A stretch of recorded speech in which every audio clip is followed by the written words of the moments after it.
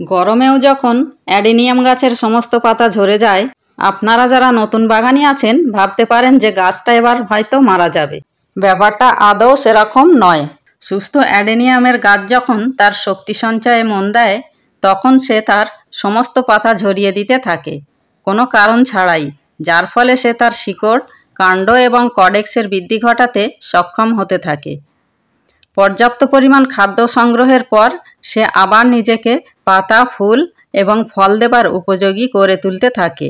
আপনাদের গাছের ক্ষেত্রে যদি এরকম হয়ে থাকে তবে চিন্তিত হবার কোনো কারণ নেই।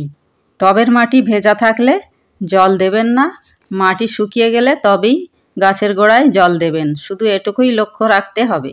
এমত অবস্থায় গাছটি কোনো রকম যেন বৃষ্টির জলে না ভেজে, কারণ অতিরিক্ত জলের প্রভাবে গাছের শিকড়, কডেক্স এবং পাতায় ছত্রাকের আক্রমণ ঘটতে পারে।